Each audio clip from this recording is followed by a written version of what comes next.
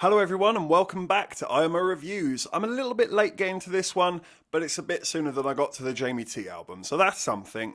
Here we are to review Slowthai's new album, Ugly. So this is the third studio album by Slowthai and possibly his most experimental yet. It really is a transcendental, unsanctioned rollercoaster ride through the artist's troubled psyche. And on that note, it isn't going to be for everybody. I can definitely see the vast majority of people listening to the opening track of this album, Yum, and thinking, yeah, no, not for me, thanks. And understandably so. It's not a very welcoming track. It's absolutely a tone setter for what's to come. Which is probably a good idea, because if people aren't interested, well, they can turn back now. It's purposely jagged and debilitating. It's trying to suggest and evoke emotion and feeling through its aggressive attack on your ears. And it does work, and it is an interesting attempt of delivery, but it can have mixed results. I, for one, thought Yum was very well done. That rhymed, and I didn't mean to. And it's quite an explosive kick-off to the album, but it didn't necessarily work for me on other tracks. My personal favourite song on the album is Never Again. That's a perfect example of exactly why I do enjoy Slowthai's music. Every now and then he can come out with something really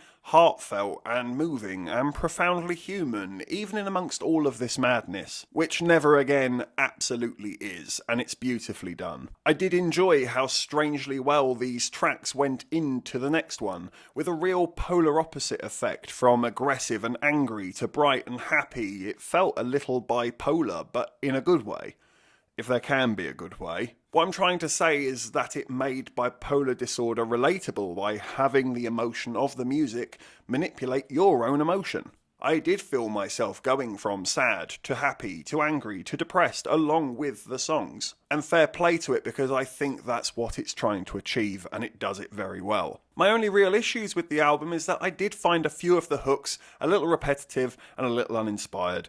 Things like Feel Good or What's Funny. They're okay tracks, but they're not particularly creative and they are quite simple. And then on other hands, it can be too wild and it could need reining back in for some people. And that for me is where the blend didn't quite work. It can be a little underwhelming, it can be a little overwhelming. And it's in those moments that the album can feel like the colouring is going outside of the lines on occasion. But that being said, I'm going to give Ugly a 7 out of 10. I liked it. It's definitely an interesting album, and it has got some great tracks on there. I really do appreciate the experimentation. I think it does achieve what it's trying to do in many occasions here. And it is an album that is trying to say something and do something. It's hitting its cues quite well, rather than some generic superficial pop album. But sometimes I did find it to be a little bit unwarranted and a little bit unnecessary, with the blend not always quite meshing as much as it did in other moments. A really solid album, but not my favourite of his. Thank you for watching this review. Please be sure to hit that like button and hit the subscribe button if you haven't already,